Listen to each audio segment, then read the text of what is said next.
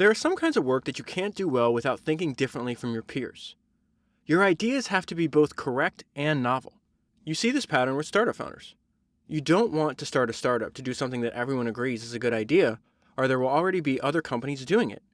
You have to do something that sounds to most other people like a bad idea, but that you know isn't. Like writing software for a tiny computer used by a few thousand hobbyists, or starting a site to let people rent airbeds on strangers' floors. He's referencing Microsoft and Airbnb there. Do you want to do the kind of work where you can only win by thinking differently from everyone else? Independent-mindedness seems to be more a matter of nature than nurture, which means if you pick the wrong type of work, you're going to be unhappy.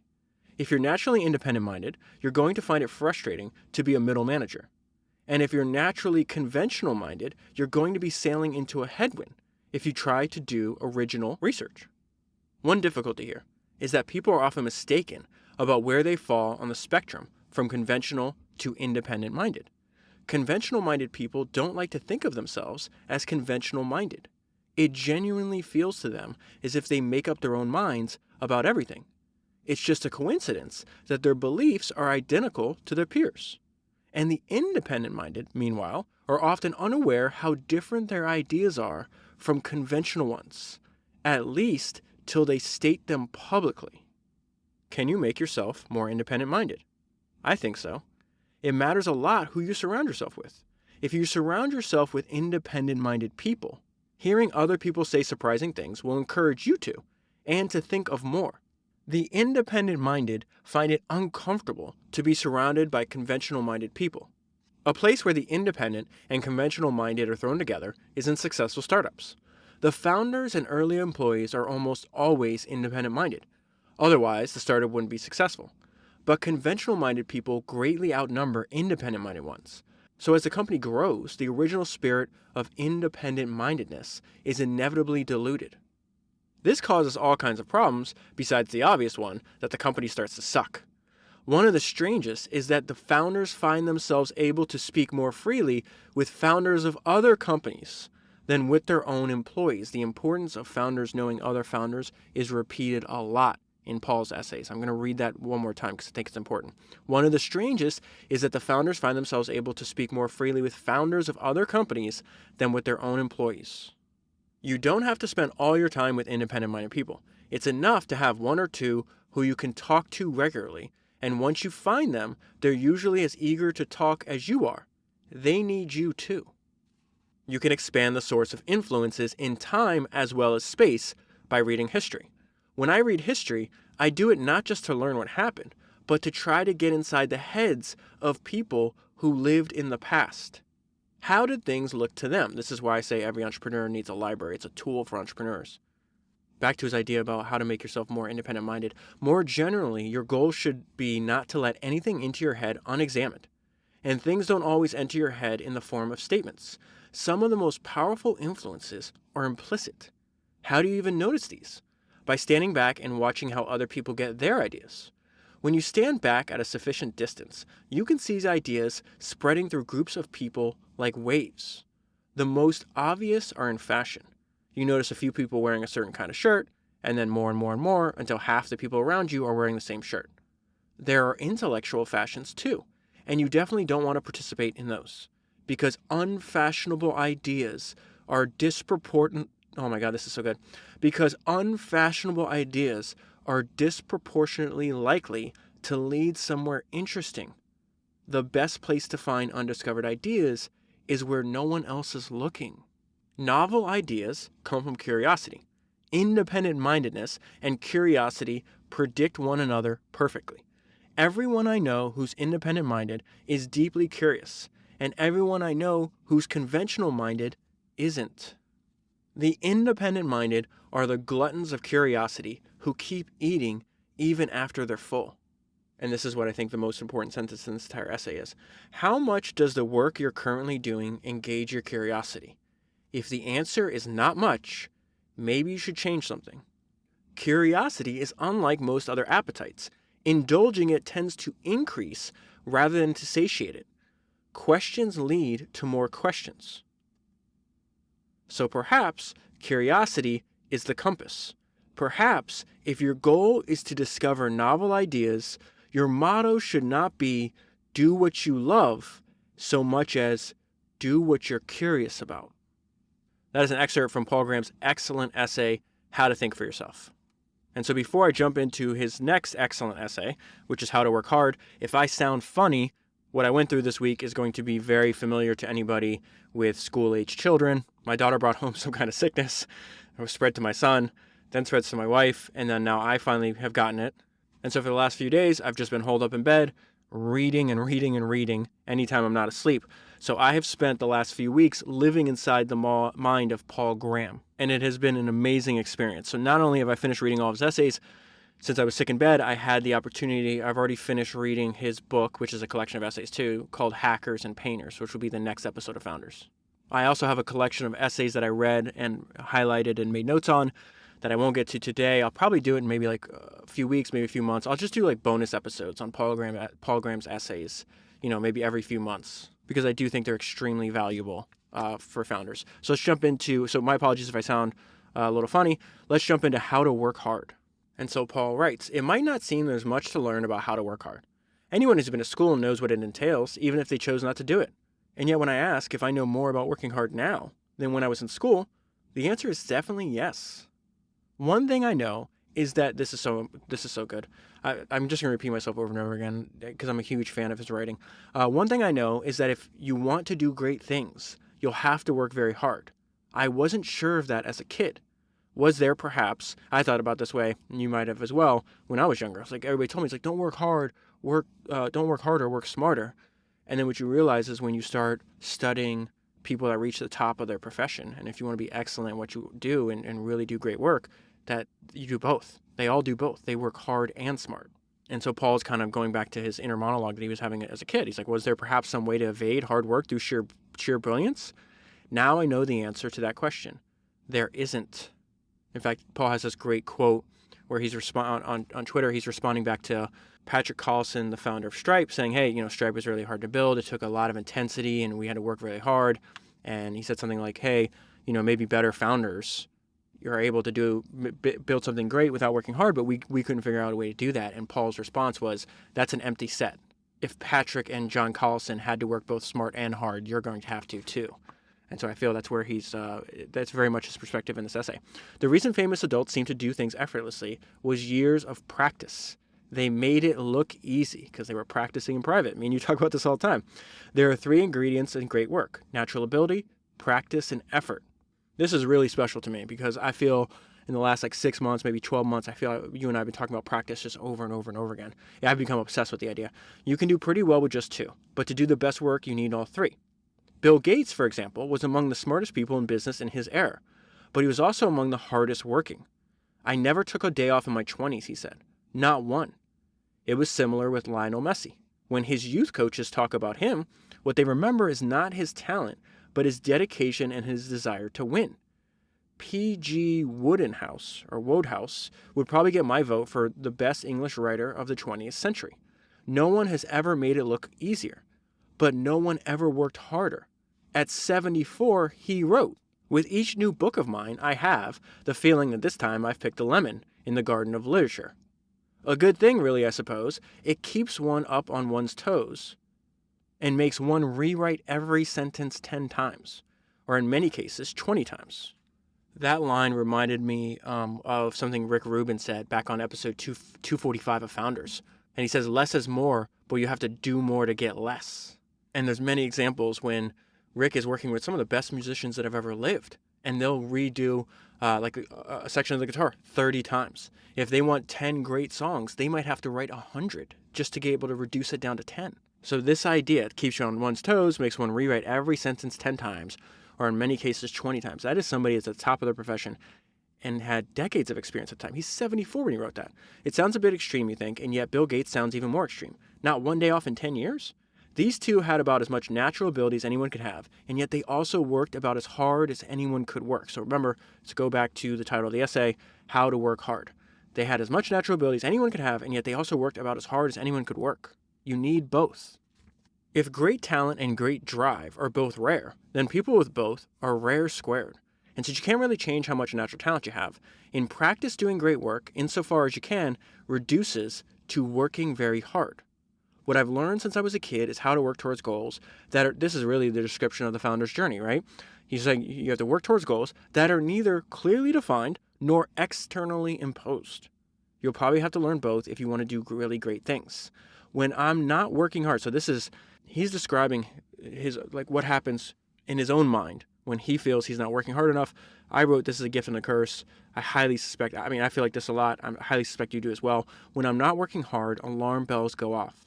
I can't be sure I'm getting anywhere when I'm working hard, but I can be sure I'm getting nowhere when I'm not, and it feels awful. The reason it's a gift and a curse is because you have this fire in the belly, this internal drive, but you can't really turn it off. And in some cases, my own inner monologue, I've told you before, sounds a lot like David Goggins' book, You Can't Hurt Me. And I also don't think that's healthy either. I think you have to moderate it because you can be extremely, I guess there's no other word, you can just be extremely mean to yourself. Like most little kids, I enjoyed the feeling of achievement when I learned or did something new. As I grew older, this morphed into a feeling of disgust. See, I know exactly what he's talking about. As I grew older, this morphed into a feeling of disgust when I wasn't achieving anything. The one precisely dateable landmark I have is when I stopped watching TV at age 13. He's going to talk about, he got serious about his work at 13. He's going to talk about something Patrick Collison told him, the founder of Stripe. I'm going to leave a link in the show notes. I think you should read it. You can just Google it if you want. It's called Aliens, Jedi, and Cults. It is a way to think about people that build usually incredible companies or even incredible movements.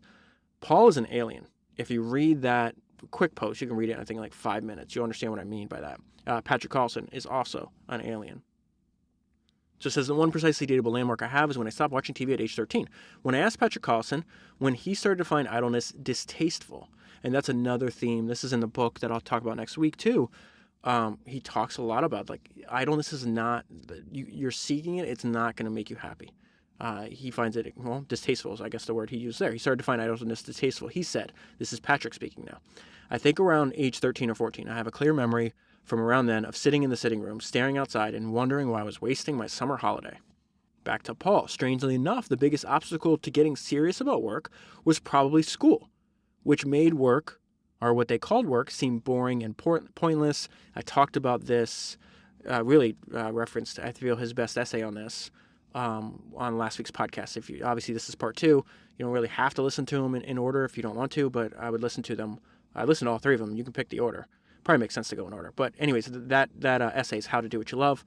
Talks a lot about this. The problem is we're confusing kids that they automatically associate work with something, I have to do, I'm not supposed to like it, and let me just get it over with, and that way I can then go and do the play part of my day or do what I want to do. And Paul makes the point, well, you're never going to be great at what you do if you have that attitude. Like you have to be called to do it. It's almost like it pulls you down this path where you want to do it. But as I learned the shape of real work, I found that my desire to do it slotted into it as if they'd been made for one another. And so that's what he's going to refer from here on in as a real work, for work that you actually want to do. Once you know the shape of real work, you have to learn how many hours a day to spend on it. You can't solve this problem by simply working every waking hour, because in many kinds of work, there's a point beyond which the quality of the result will start to decline. This is very fascinating. He talks about the different limits that he's experienced in his own life. I've done several different kinds of work, and the limits were different for each. My limit for the harder types of writing or programming is about 5 hours a day. Whereas when I was running a startup, I could work all the time. So same thing for me. It's impossible. Like when I hear Warren Buffett say he can read 500 or 600 pages a day, there's no way I could read 500 or 600 pages a day. For me, it's, 3 to 4 hours at the very most of a book a day. So it's kind of very similar to what he's finding when he's programming. He says, hey, my limit for programming is about 5 hours a day. Whereas when I was running a startup, I could work all the time. And then I like this point, the only way to find your limit for working is by crossing it. Honesty is critical here in both directions. You have to notice when you're being lazy, but also when you're working too hard.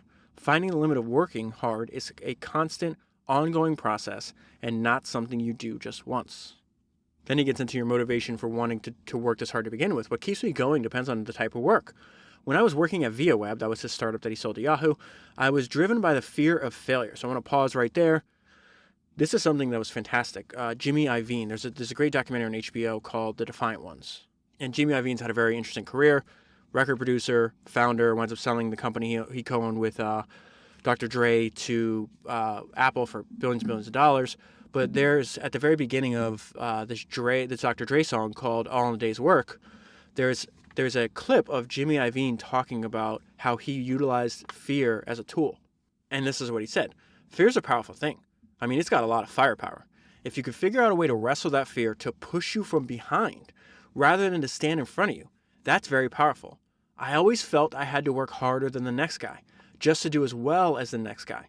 And to do better than the next guy, I just had to kill it.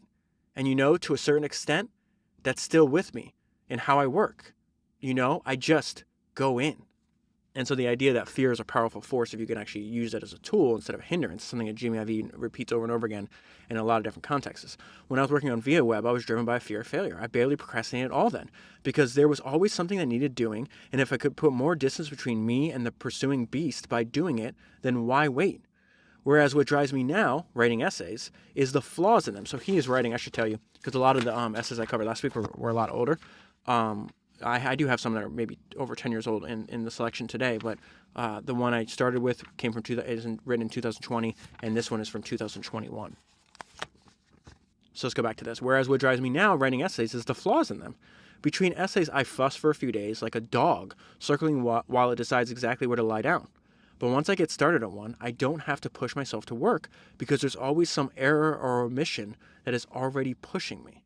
And then this next part is just absolutely excellence. I think that is very common with high achievers or people that want to be high achievers. Is this weird thing where you're almost more afraid of losing than you are. Like the pain of losing is almost greater than the thrill of winning.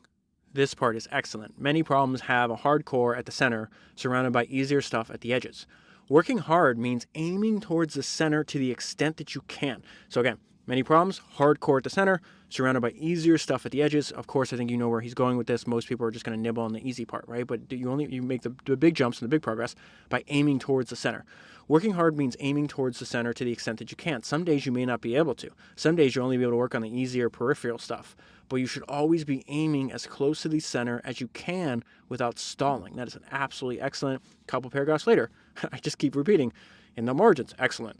The consensus about which problems are most important is often mistaken, both in general and within specific fields. The consensus about which problems are the most important is often mistaken both in general and within specific fields. If you disagree with it and you're right, that could represent a valuable opportunity to do something new. If you discover some ambitious type of work that's a bargain in the sense of being easier for you than other people, which we talked about echoes of this last week, and there's Naval Ravikant also talks about this a lot. That's episode 191, and I think I went back and read my notes from the Almanac of Naval, and there's a lot of overlap between Naval's perspective and Paul. I actually think reading these books, maybe I'll reread it very soon.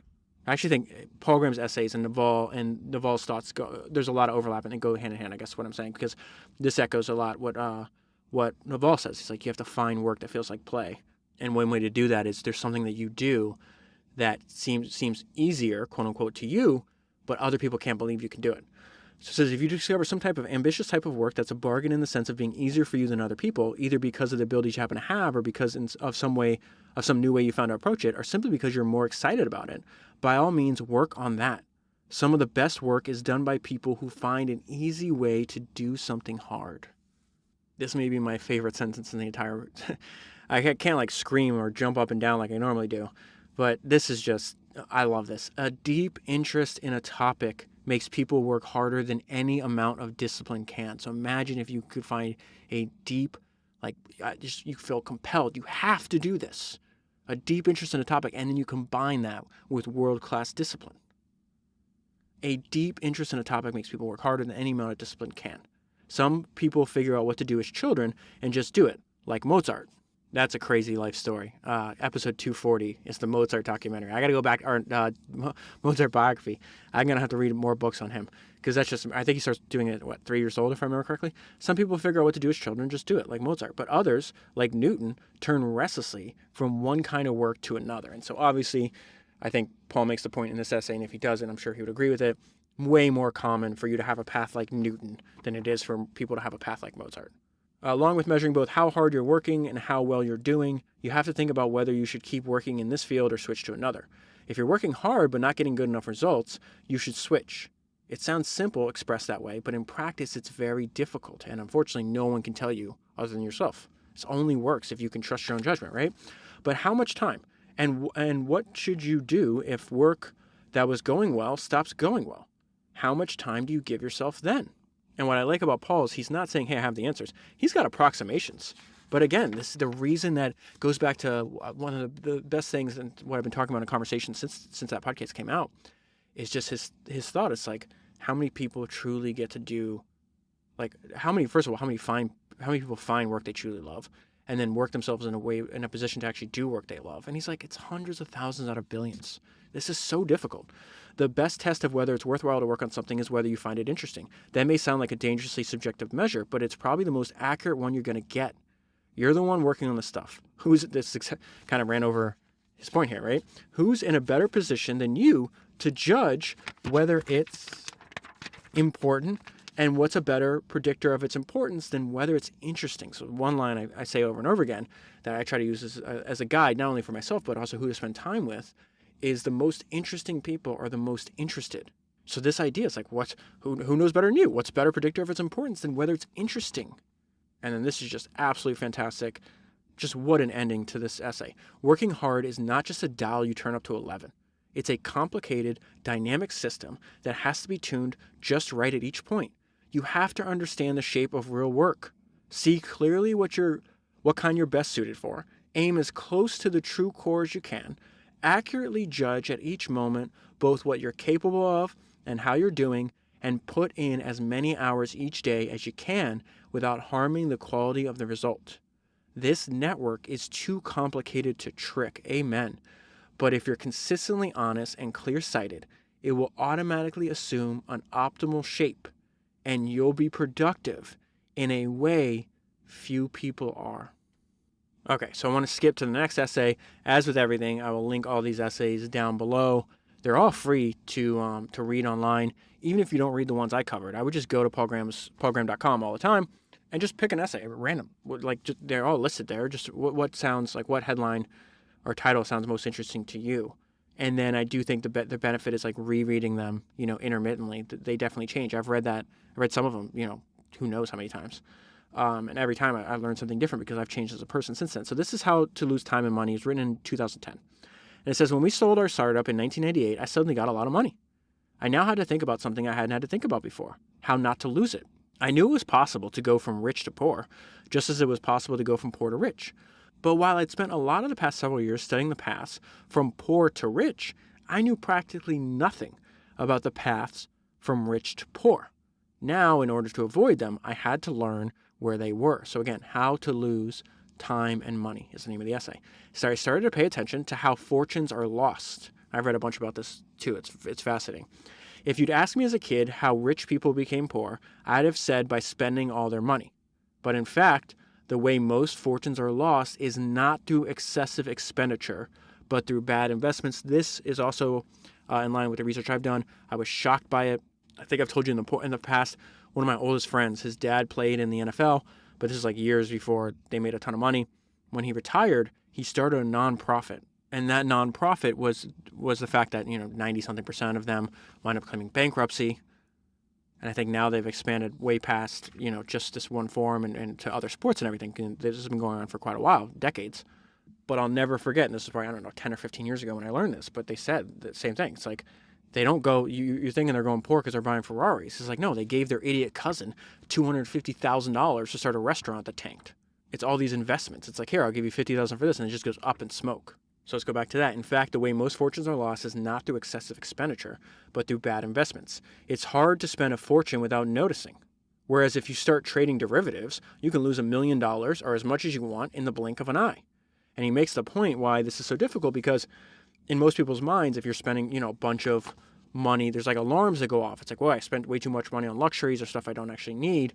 Where if you say now that money leaves your bank account, right? And it's going to leave your bank account for like a very fancy car or a nice purse or something like that. Hopefully, if you have some kind of, level of intelligence, like, hey, I should probably not do that in relation to the wealth I have. But the point Paul makes here is that when you reframe the money leaving your bank account as an investment, it bypasses these alarms, even if a lot of these investments are going to go to zero. Investing bypasses these alarms. You're not spending the money. You're just moving it from one asset to another. And this part made me laugh. He says, which is why people trying to sell you expensive things say, quote, it's an investment. And so this part I absolutely love. A few days ago, I realized something surprising. The situation with time is much the same as with money. The most dangerous way to lose time is to not spend it having fun, but to spend it doing fake work. If I woke up one morning and sat down on a sofa and watched TV all day, I'd feel like something was terribly wrong. Just thinking about it makes me wince. And so he ties this together. But if you do fake work, kind of bypasses that alarm, just like a fake investment, right? And yet I've definitely had days when I might as well have sat in front of the TV all day. Days at the end of which, if I asked myself what I got done that day, the answer would have been basically nothing. But the same alarms don't go off on the days when I get nothing done because I'm doing stuff that seems superficially like real work. Dealing with email, for example. You do it sitting at a desk, it's not fun, so it must be work. With time, as with money, avoiding pleasure is no longer enough to protect you. The world has gotten more complicated. The most dangerous traps now are new behaviors that bypass our alarms about self-indulgence by mimicking more virtuous types. And the worst thing is, they're not even fun. Okay, so now I want to jump to an essay that I've read a bunch of times. It's called Schlep Blindness, and it was written in January 2012. There are great startup ideas lying around unexploited right under our noses. One reason we do not see them is a phenomenon I call Schlep Blindness. A schlep, it means a tedious and unpleasant task. This is going to remind you of something you and I have talked about a bunch, that business is problems, and that companies are just effective problem-solving machines. I learned from experience that schleps are not merely inevitable, but pretty much what business consists of. A company is defined by the schleps it will undertake. Remember, tedious, unpleasant tasks. And schleps should be dealt with the same way you deal with a cold swimming pool. Just jump in. Which is not to say you should seek out unpleasant work per se, but that you should never shrink from it if it's on the path to something great. What a fantastic line. It's not that you should seek out unpleasant work, but that you should never shrink from it if it's on the path to something great. The most dangerous thing about our dislike of schleps is that much of it is unconscious. Your unconscious won't even let you see ideas that involve painful schleps. That is schlep blindness. And then he gives the greatest illustration of this idea and why it's so powerful and what he means by describing that Stripe built their entire business on this idea. Really think about this as like it's a problem that is so hard that most people won't even consider it. The most striking example I know of schlep blindness is Stripe, or rather Stripe's idea. For over a decade, every hacker who'd ever had to process payments online knew how painful the experience was. Thousands of people must have known about this problem. And yet when they started startups, they decided to build a recipe site or an aggregator for local events. Why? Why work on problems few care much about, and no one will pay for, when you could fix one of the most important components of the world's infrastructure? Because schlep blindness prevented people from even considering the idea of fixing payments. He gives us a fantastic metaphor to describe the value in these really hard problems so hard that we're kind of ignoring their existence. That scariness makes ambitious ideas doubly valuable. They're like undervalued stocks in the sense that there's less demand for them among founders. If you pick an ambitious idea, you'll have less competition because everyone else would have been frightened off by the challenges involved. This is also true of starting a startup generally. And then this next paragraph, I'm just going to read to you what I jotted down in the margin when I got to this section. I've read several examples in these biographies that say exactly this. How do you overcome schlep blindness? Frankly, the most valuable antidote to schlep blindness is probably ignorance. Most successful founders would probably say that if they'd known when they were starting their company about the obstacles they'd have to overcome, they might never have started it. And then he ends giving you and I excellent advice. The trick I recommend is to take yourself out of the picture. Instead of asking, what problem should I solve? Ask, what problem do I wish someone else would solve for me? And then I absolutely love this next essay. It's essentially Paul giving us a summary of what he's learned by building Y Combinator. It's called What I've Learned from Users. It's written in September 2022. And so he says, what have I learned from YC's users, which are the startups that they've funded? And this just jumps out to me as well. I've shared this with you before. After reading hundreds of biographies of founders, I noticed a very similar idea as what Paul says here. The first thing that came to mind was that most startups have the same problems. No two have exactly the same problems, but it's surprising how much the problems remain the same regardless of what they're making. Once you've advised 100 startups, all doing different things, you rarely encounter problems you haven't seen before. And this happened to him recently. He tweeted out in August of 2022. He says, "Today I talked to a startup doing so well that they had no current problems that needed solving. They're profitable, growing revenue 20 times a year." And he said, not a typo, so it's very unusual, 20 times a year. And they're only 9 employees. This is so rare that I didn't know what to do. We ended up talking about problems they might have in the future. I advised them, and then you see this theme over and over again. He wants you to have control of your own destiny. And he talked about what he would do. He's like, I'd keep the company as small as possible, not in revenues, but in employees. That way you have more of like a maker's schedule than a manager's schedule, which is probably what most founders want to do anyways. So he says, I advise them never to raise another round. So to get equity, you're going to have to be hired there. So learn how to program. So back to the essay. The fact is one of the things that makes this fact is one of the things that makes YC work. But I didn't know it when we started YC. It was a surprise to me how often the same problems recur in different forms. And I love that he says this, but knowing nearly all the problems startups can encounter doesn't mean that advising them can be automated or reduced to a formula. Each startup is unique. And this essay, I think, just should be mandatory reading for founders. I don't know why anybody wouldn't want to read it. I mean, this entire next page, I essentially highlighted the whole thing. And the reason I say that is because he's just giving us the blueprint. He's like, listen, not only do startups encounter the same problems over and over again, but founders make the same mistakes over and over again. So again, I would assume every single person making this mistake, smarter than me, what's the likelihood that I would not do the exact same thing? So my goal is can I be one of these very, very rare people that actually learn from the experience of other people? It's extremely hard to do. Another surprise is how bad founders can be at realizing what their problems are. Founders will sometimes come in to talk about some problem, and we will discover another much bigger one in the course of the conversation. For example, and this case is all too common, founders will come in to talk about the difficulties they're having raising money, and after digging into the situation, it turns out the reason is that the company is doing badly, and investors can tell. Or founders will come in worried that they still haven't cracked the problem of user acquisition, and the reason turns out to be that their product isn't good enough. There have been times when I've asked, would you use this yourself if you hadn't built it? And the founders, on thinking about it, said no. Well, there's the reason you're having trouble getting users. And so this is where we have a massive advantage. You and I have a massive advantage because you get to experience this because I have this giant database of all these different highlights and notes from, hundreds of biographies. And so when I get to this section, he's just like, this is beautiful, what he said. Would you use this if you hadn't built it? And the founders, after thinking about it, say no.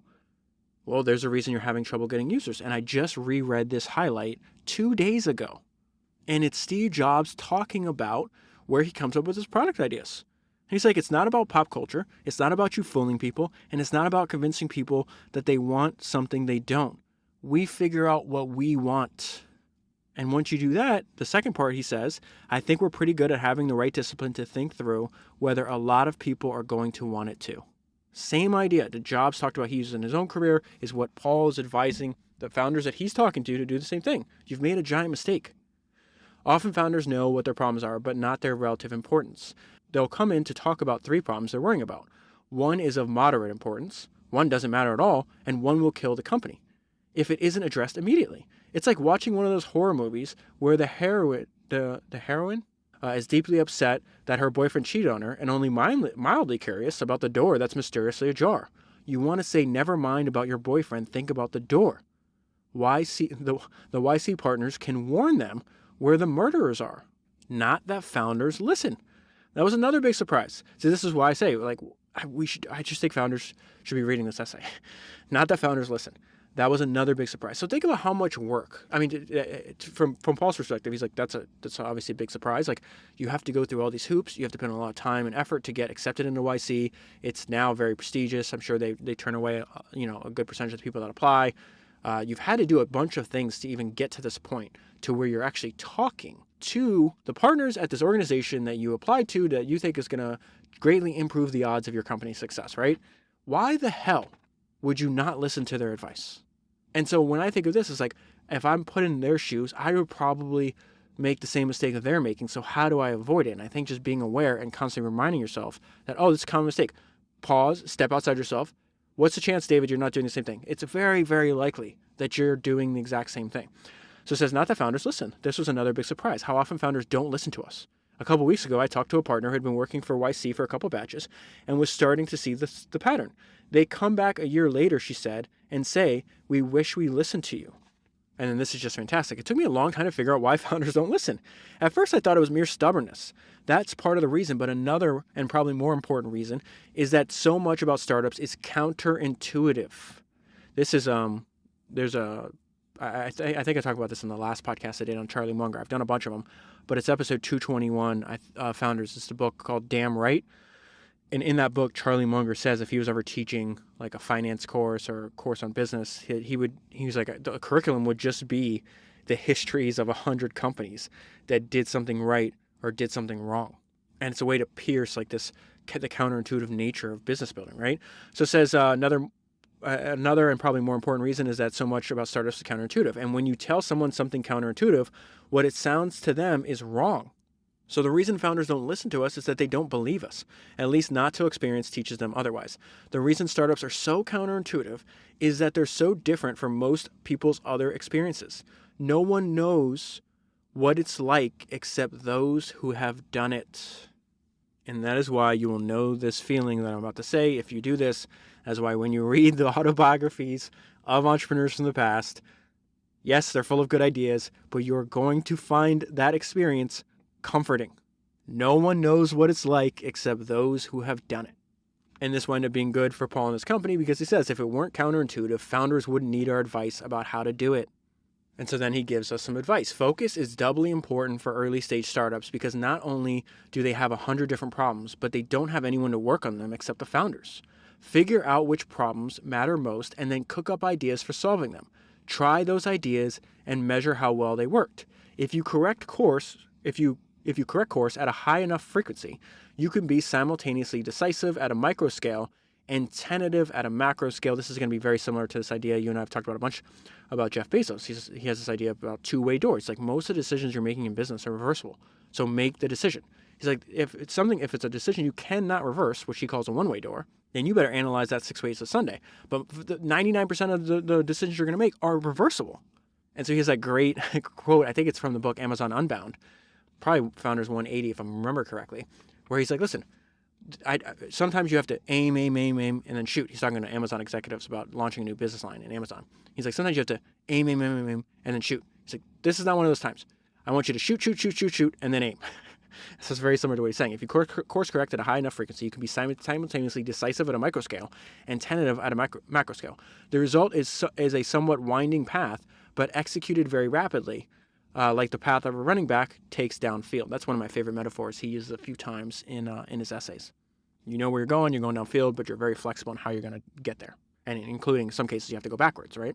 And so then he goes to the value that Y Combinator gives to founders in this specific example. That's where a lot of YC's value lies, in helping founders get an extra increment of focus that lets them move faster. Speed defines startups. Focus enables speed. YC improves focus. I double underline that sentence. Speed defines startups. Focus enables speed.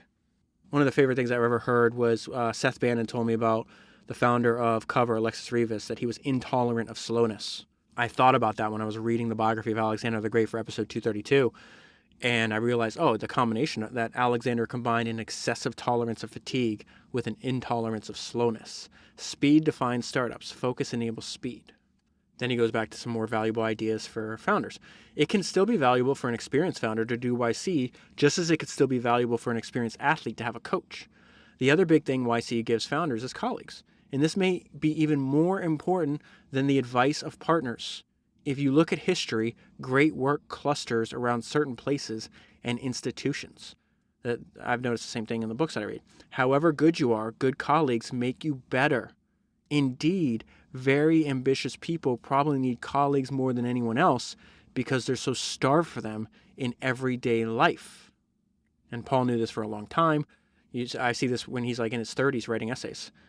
way before he started YC. We were very aware of this historical phenomenon and deliberately designed YC to be one.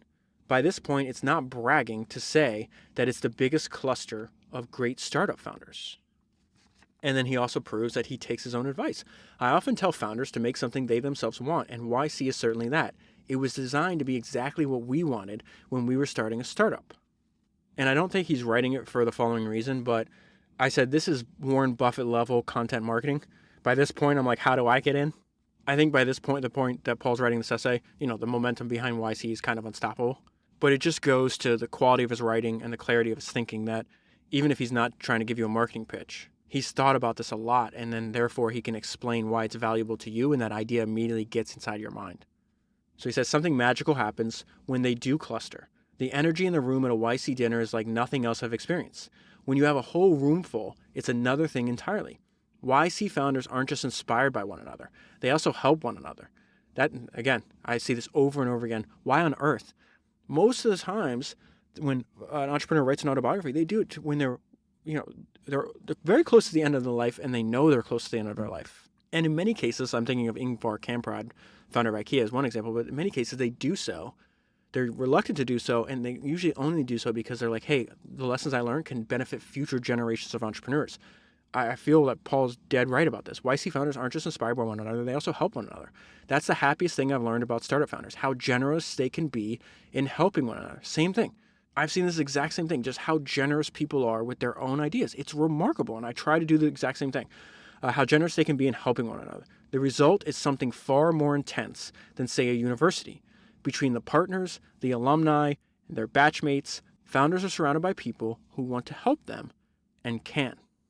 And that is where I'll leave it for today. I got a bunch of essays I'll cover in the future in a bonus episode, and then as soon as I can, and my voice is back, I will record the Paul Graham Part 3, which will be the final Paul Graham for a while, which will be on his book, Hackers and Painters. That is 276 podcasts down, 1,000 to go, and I'll talk to you again soon.